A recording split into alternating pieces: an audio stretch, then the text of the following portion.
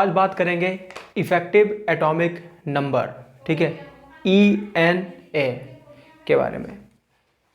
Effective atomic number की जो हमारे पास कॉन्सेप्ट थी वो हमारे पास एक साइंटिस्ट है सिडविक, उन्होंने प्रपोज की थी।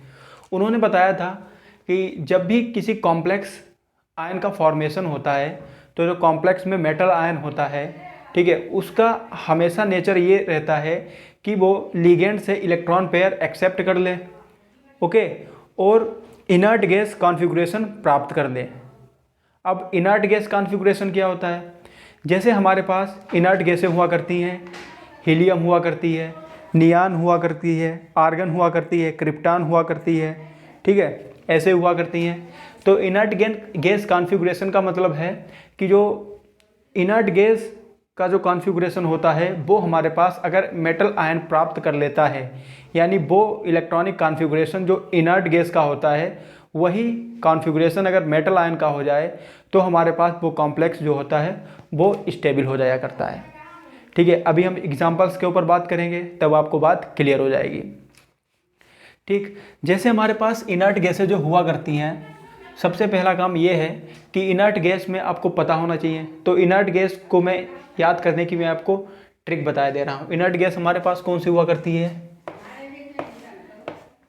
ही, ठीक है, नी, अर, कर, एक्स, रन, ठीक है। अब इसका होता है हमारे पास 2, 10, 18, 36, ठीक है, 54 और ये 86 हुआ करता है। ये आपके पास हीलियम हुआ करती है, ये नियान हुआ करता है, ये आर्गन हुआ करता है, ये क्रिप्टॉन हुआ करता है और ये आपके पास जेनान हुआ करता है, ये आपका रेडान हुआ करता है। ठीक है, अब इसको बहुत सारे बच्चों को ये चीज़ पता होगी, बहुत सारे बच्चे ऐसे होंगे जिनको ये बात नहीं पता होगी। ठीक है, अब जैसे ही, नी, अर, कर, एक्स, रन, आपको ऐसे याद करना है। जैसे हमारे पास क्रिकेट, हमारे यहाँ पे क्रिकेट मैच होता है तो उसमें जैसे हमारे पास गावस्कर होते हैं, ठीक है, तेंदुलकर होते हैं, तो उन्होंने कोई मैच खेला तो उन्होंने उसमें रन बनाए, तो उसको कैसे याद करना है? ही, नी, अर, ठीक है, जैसे गावस्कर हो गया, ठीक है, ही, नी, अर, कर, एक्स, रन, ठीक है। हमारे पास जैसे तेंदुलकर थे, ठीक है, उन्होंने कोई मैच खेला तो उन्होंने उसमें एक्स रन बनाए, तो इसको कैसे याद करना है? ही, हमारे पास कोई प्लेयर हो गया, नी, ठीक है, ही, ने, ठीक है, अर, कर, एक्स, रन, ऐसे आपको याद करना है। क्या करना है? कुछ छोड़ो, मैच एच का कॉन्सेप्ट आप छोड़ो, आपको जर्नली में याद करना है ही, नी, अर, कर, एक्स, रन, ही, नी, अर, कर, एक्स, रन, helium, neon, argon, krypton, xenon और रेडॉन। ठीक, अब हम अपने मुद्दे पे बात करते हैं। हमें इफेक्टिव एटॉमिक नंबर की यहाँ पे स्टडी करना है, बहुत ही ज़्यादा इम्पॉर्टेंट हुआ करता है। आपके यूनिवर्सिटी एग्ज़ाम्स में भी इसके ऊपर 1 या 2 क्वेश्चन आपसे वो पूछ लिया करते हैं। ठीक है, तो अब जैसे हीलियम का हमारे पास 2 होता है, नियॉन का 10 होता है, ठीक, आर्गन का 18 होता है, क्रिप्टॉन का 36 होता है, जेनॉन का 54 होता है और रेडॉन का 86 होता है।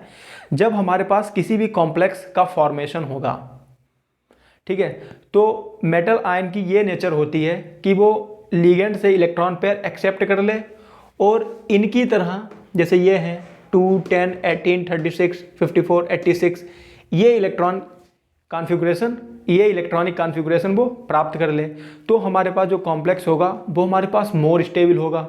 अगर जर्नल में अगर बात समझें तो हमारे पास जो इफेक्टिव एटॉमिक नंबर होता है वो हमें कॉम्प्लेक्स की स्टेबिलिटी के बारे में बताता है।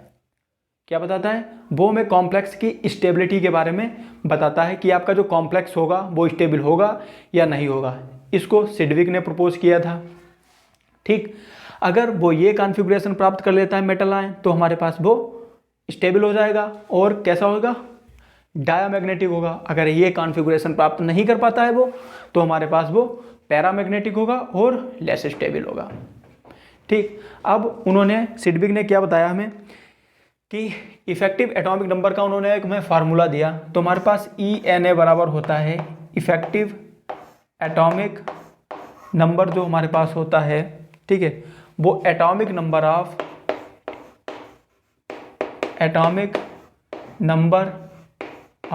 मेटल आयन,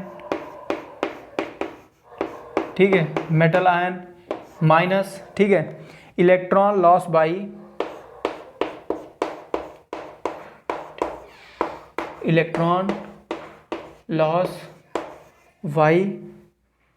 मेटल आयन, ठीक है, plus electron donate by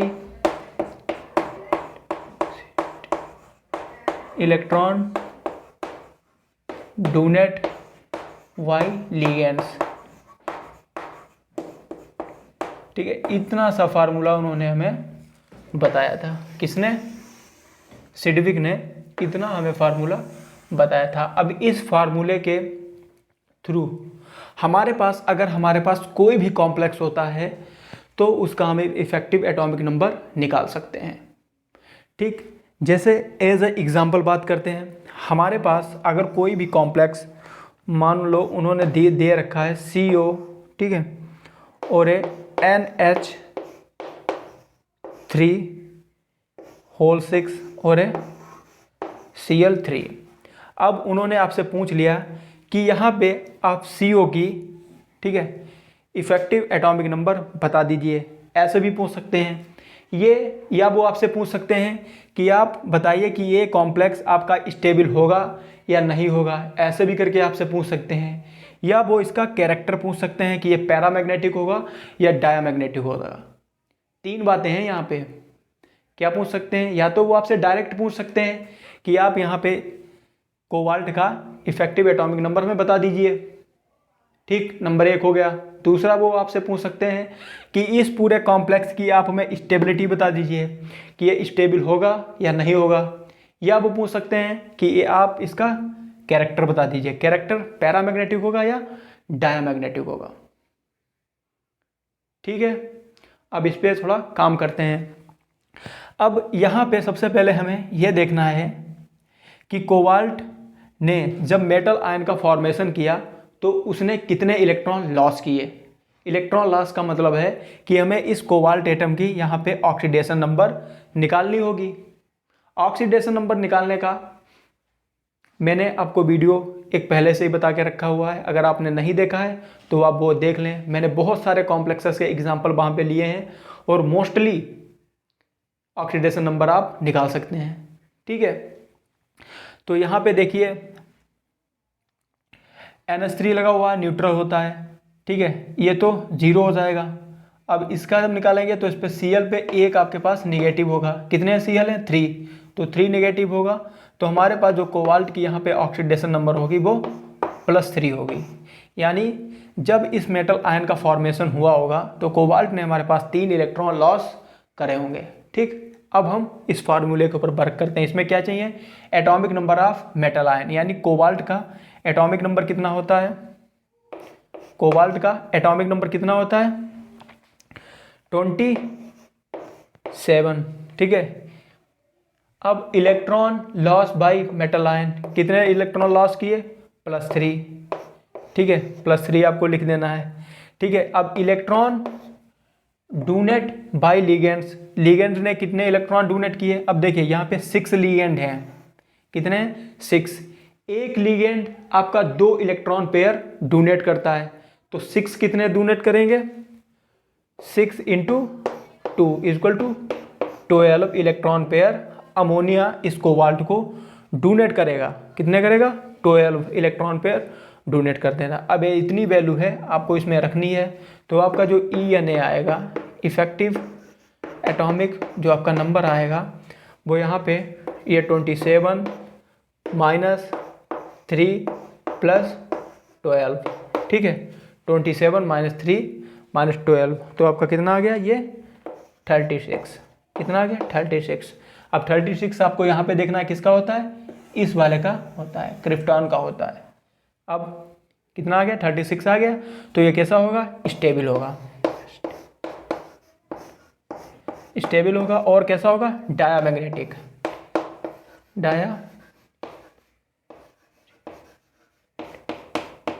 diamagnetic होगा।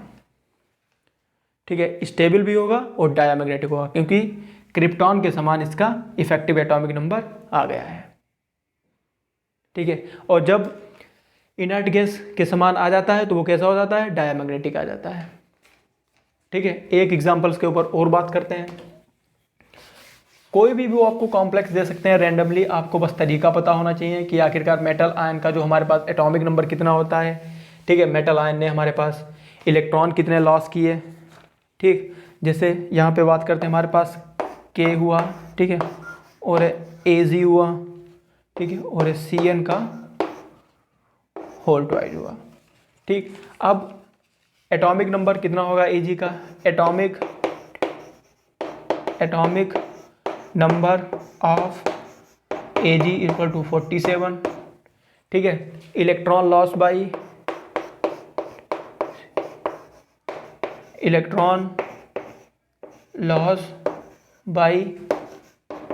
AG। ठीक है, इलेक्ट्रॉन लॉस बाई AG कितने लॉस करेगा, ये एक लॉस करेगा। लॉस का मतलब आपको यहाँ पे ऑक्सीडेशन नंबर लिखनी होती है। ऑक्सीडेशन नंबर निकालने का मैंने आपको वीडियो बना के पहले से ही दे रखा है। ठीक है, अब इलेक्ट्रॉन डोनेट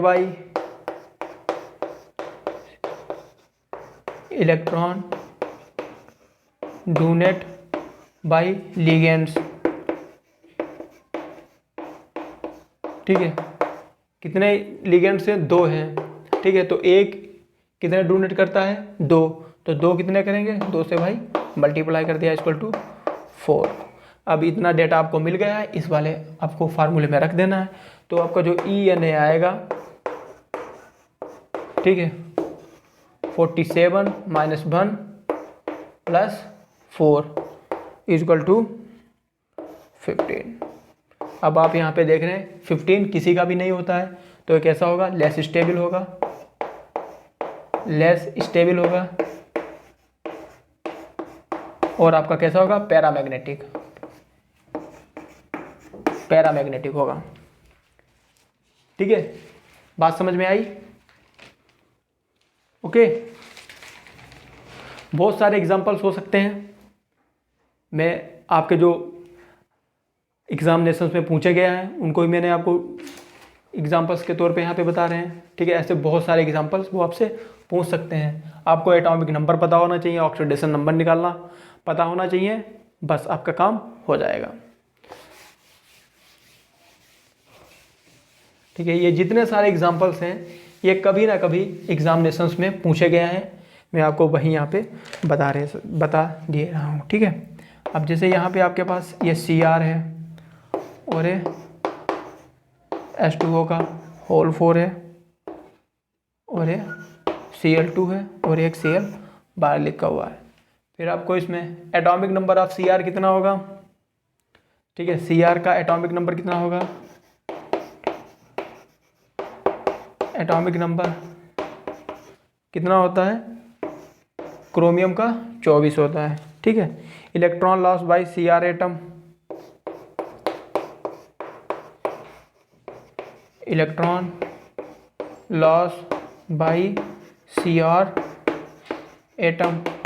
ठीक है, Cr की ऑक्सीडेशन नंबर बतानी है आपको, कितनी होगी, ये तो न्यूट्रल होता है तो 2 और 1 3 होगी। ठीक है, अब electron donate by ligands, electron donate bye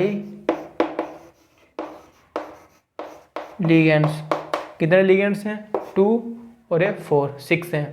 6 और 1 कितने डोनेट करता है, 2, 2 से मल्टीप्लाई कर दिया 12। तो आपका जो ENA आएगा वो आपका आएगा 33। ठीक है, 33 आएगा। 33 यहाँ पे किसी का भी नहीं होगा तो ये कैसा होगा, लेस स्टेबल होगा और कैसा होगा, पैरामैग्नेटिक होगा। कैसा होगा, लेस स्टेबल होगा और पैरामैग्नेटिक होगा। ठीक है, बात समझ पा रहे हैं आप मेरी। ओके, बहुत सारे एग्जाम्पल्स हो सकते हैं, सब तो नहीं कराए जा सकते, बस तरीका आपको मैंने बता दिया है। ठीक, ओके। एक एग्जाम्पल्स जैसे आपके पास मेटल कार्बोनिल्स, ठीक है, हमारे पास मेटल कार्बोनिल्स होते हैं, ये कुछ एबनॉर्मल हमारे पास बिहेव शो करा करते हैं। ये जो एग्जांपल्स मैं आपको बताने जा रहा हूँ बहुत ही ज़्यादा इम्पॉर्टेंट है और बहुत ही ज़्यादा बार ये आपके पास एग्जामिनेशंस में पूछा गया है। जैसे आपके पास Ni और CO4 दिया हुआ है, ये आपका है मेटल कार्बोनिल, मेटल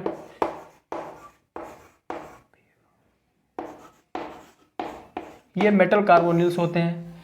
ठीक, मेटल कार्बोनिल्स में जो मेटल आयन की ऑक्सीडेशन नंबर होती है, रिमेंबर इट, याद रखना, की पॉइंट है, बहुत ही ज़्यादा इंपॉर्टेंट है ये। मेटल कार्बोनिल्स में जो मेटल आयन की ऑक्सीडेशन नंबर होती है हमेशा कितनी, 0। इसकी जो ऑक्सीडेशन नंबर होगी वो कितनी होगी, 0 होगी। याद रखना इस बात को, रिमेंबर इट। क्या बताया, जो मेटल आयंस में मेटल कार्बोनिल में जो मेटल आयन की ऑक्सीडेशन नंबर होती है वो 0 होती है। कितनी होती है, 0 होती है। अब आपका गेम बन जाएगा। अब उन्होंने जब इसकी ऑक्सीडेशन नंबर 0 होगी तो ये कितने इलेक्ट्रॉन लॉस करेगा, एक भी इलेक्ट्रॉन लॉस नहीं करेगा। ठीक, तो आपको लिखना है atomic number of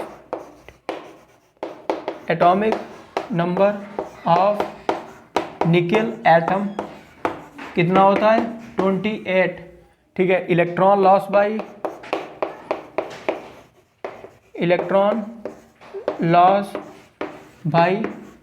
Ni atom कितना होगा, 0। कितना होगा, 0। अब इलेक्ट्रॉन डोनेट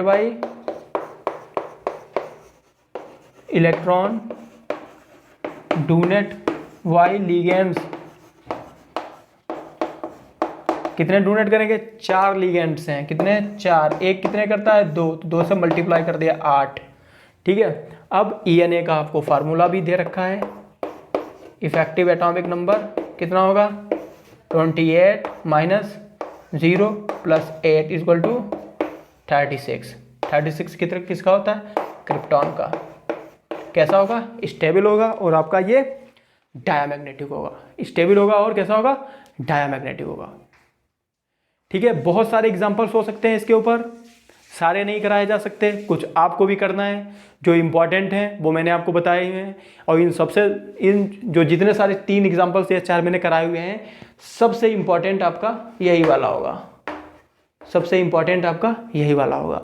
इसमें भी क्या इंपॉर्टेंट है, जो मेटल कार्बोनिल्स होते हैं उसमें जो मेटल आयन की ऑक्सीडेशन नंबर होती है वो 0 होती है। ये की पॉइंट है, याद रखना। कॉम्पिटेटिव एग्जाम्स में भी इसके ऊपर क्वेश्चन आपको मिलेंगे। मेटल कार्बोनिल्स में मेटल आयन की ऑक्सीडेशन नंबर 0 होती है। बस इतना आपको पता होना चाहिए, बाकी का गेम आप खेल जाएंगे आगे। ठीक है साहब, तो फिर मिले नेक्स्ट वीडियो में ऐसी ये नई वीडियो के साथ। ठीक है, बहुत ज़्यादा इंपॉर्टेंट है ये इफेक्टिव एटॉमिक नंबर। किसने इसको प्रपोज किया था, सिडविक ने। ठीक है, क्यों प्रपोज किया था, क्योंकि जो मेटल का जो कॉम्प्लेक्स होते हैं उनकी स्टेबिलिटी को बताने के लिए। ठीक है, कि जो कॉम्प्लेक्स हमारा होगा वो स्टेबल होगा या अनस्टेबल होगा। तो स्टेबिलिटी के लिए उन्होंने क्या बताया कि अगर सेंट्रल मेटल आयन का यानी मेटल आयन का इलेक्ट्रॉनिक कॉन्फ़िगरेशन किसके समान, इनर्ट गैस कॉन्फ़िगरेशन के समान हो जाता है तो वो कैसा होगा, आपका स्टेबल होगा। अगर इनर्ट गैस कॉन्फ़िगरेशन के समान नहीं होता है तो आपका वो लेस स्टेबल होगा। ठीक है, इतनी बात आपको याद होनी चाहिए। बाकी मैंने आपको फार्मूला भी बता के रखा हुआ है। ठीक है, अब इतना तो आपको पता होना चाहिए कि निकेल एटम का एटॉमिक नंबर कितना होता है, कि ऑक्सीडेशन नंबर कैसे निकालते हैं, ये बातें आपको पता होनी चाहिए। बाकी आप गेम खुद खेल जाएंगे। ठीक है, बात समझ में आई? ओके, ठीक।